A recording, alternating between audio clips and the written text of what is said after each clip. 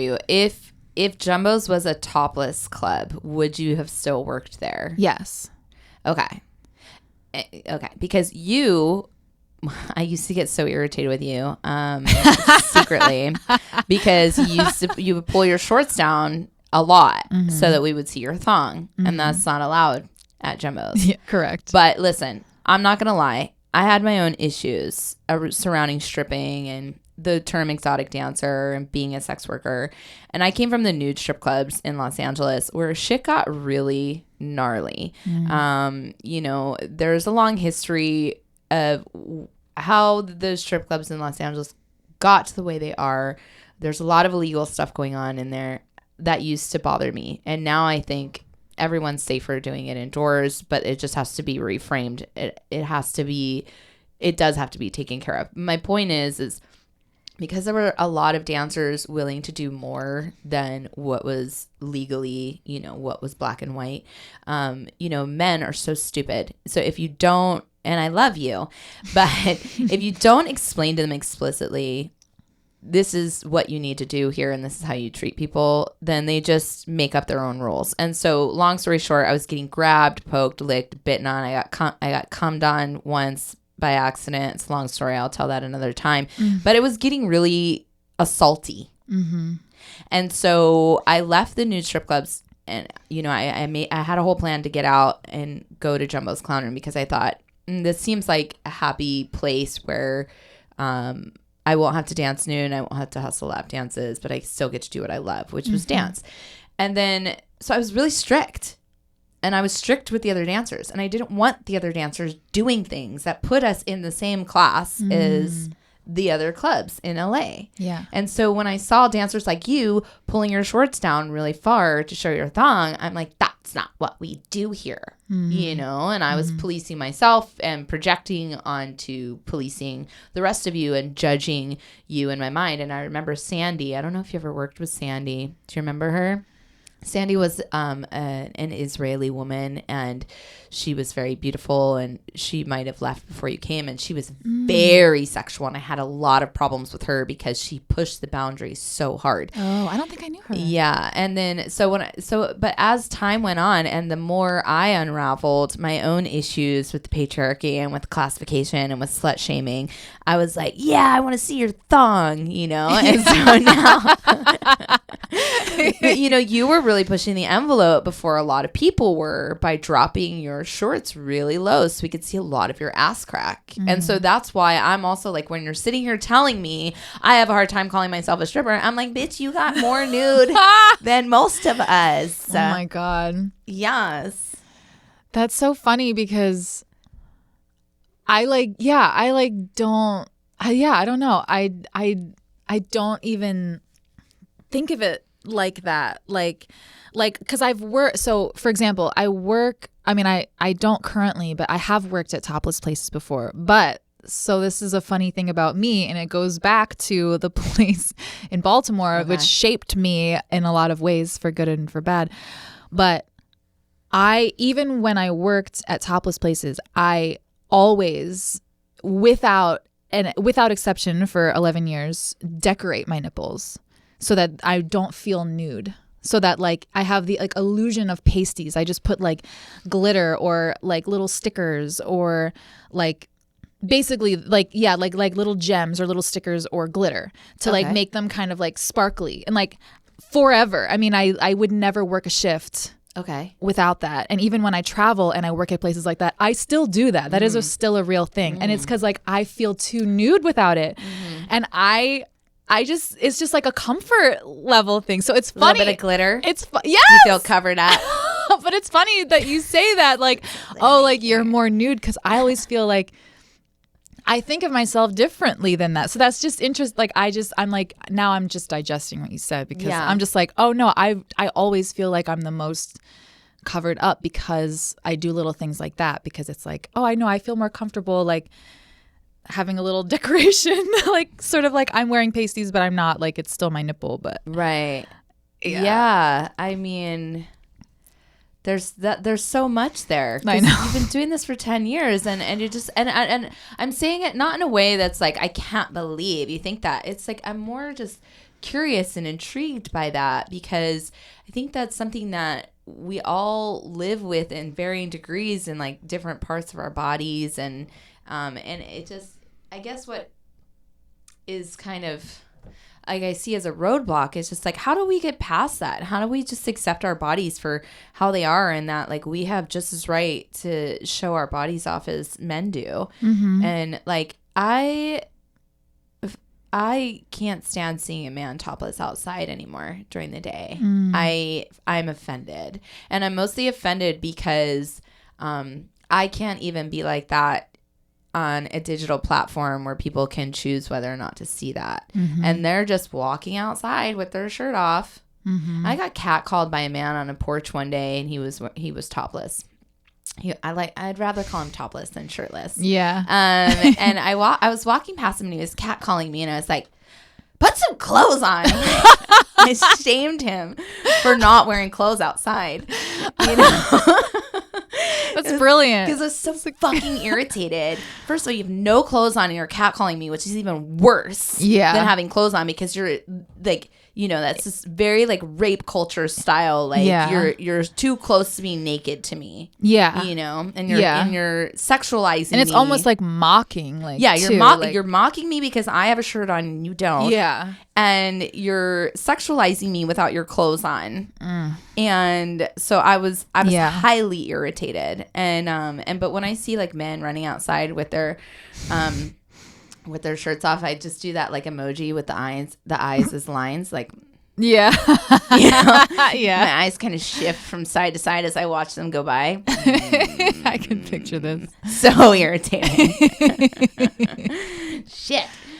Thumbs down. So, okay, so you're doing this one woman show. Let's talk a little bit about what you're up to outside of the strip club, which is being an amazing actor. Thank you. Yeah. Yeah. I had actually like a pretty successful year in 2019.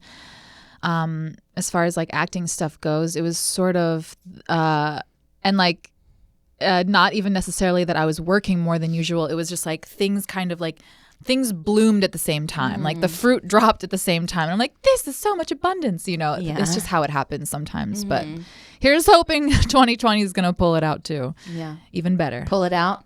Yes, here's hoping.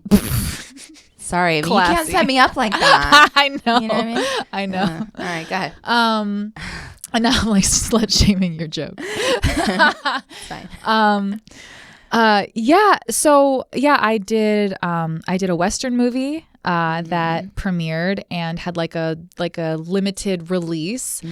So I actually got to see it in a theater twice, once in California, and then it had like a separate premiere in, believe it or not, my mom's hometown of Poughkeepsie, New York. Yeah. Because the lead actor in this movie is also from Poughkeepsie, and he's the producer on it, and so he organized with like the press and this movie theater there to have this little like premiere, and I got to go because like my family's all there. So that's really great. I did see your posts regarding that. That was really cool to see. Me and my mom both made it into the Poughkeepsie Journal. It was like it was a real great moment. Like my mom, you know, like her like high school friends are calling her like, that's amazing. Did you see the paper? Like, did you guys have a red carpet?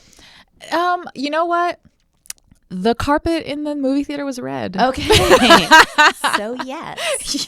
Got it. Okay. But yeah, it was like a sweet, sweet, tiny little theater. Very nice. Very like hometown, very cute. Okay. It was a great experience. Okay. And then like the glamorous my glamour story is another premiere that was actually a movie that I had shot, I think 4 years ago, called Mermaid Down.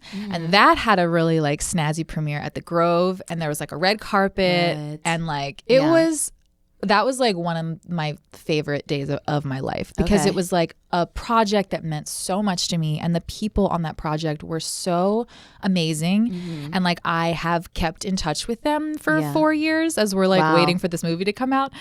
And you know, we were just kind of supporting each other through that. Like, it's kind of rough when like a lot of us 4 years ago, we were just starting out. Like, these are a lot of young actors, and like to wait 4 years for your first big project to come out was kind of stressful. But like we would call each other up, we would talk online, we would like you were a support group for each other. Yeah, we were a support group. And like for like you know, like let's Hi, my name is Megan, and it's been 3 years since I started working on this movie. Oh my God, I just realized how ridiculous that sounds. What am I even saying? This was a real thing, but I feel ridiculous. Today I'm receiving my 3-year chip for not having had this project done. Oh my God. Feel really good about this. And then it did. And then it like it had this great premiere, and like we got to celebrate it, and it was lovely. It got amazing reviews. Like nice. It's like an indie fantasy horror thriller. Okay. I don't know. That's a lot of genres, but it's somewhere in there. My brain was like, boom, boom, bing, bing, bing. Okay. Got it. It was really great. So anyway, I'm just really proud of those two projects, and like they kind of happened like in succession with each other, and it was like a good moment. What about the Dear Woman project? Yes. Let's talk about that. So that's something that I've seen in person. Yes. It's your one-woman play. Yeah. And you have another one coming up soon. Yeah. So tell us like the inspiration for that and just like a little synopsis of what that's about. Yeah, I would love to. So this is a project that I have had in my somewhere in my head for years. Basically it's sort of two worlds. It's like there's the world of exotic dancing / stripping. There's a world of stripping. I said it. And there's like this kind of fantasy world. And like that's kind of how I've always been. I have like one foot in the reality, one foot in like fantasy world. That's kind of me. The Matrix. Yeah. Right. Okay. Yeah. And so for me, this fantasy world, this mythological creature emerged from this fantasy world in 2012. This is a true story. This is what the play is about. I literally had a vision in a dream about this like mythological persona called the Dear Woman, and it was a woman, and she had antlers, and she was the most beautiful, powerful, scary thing I've ever seen.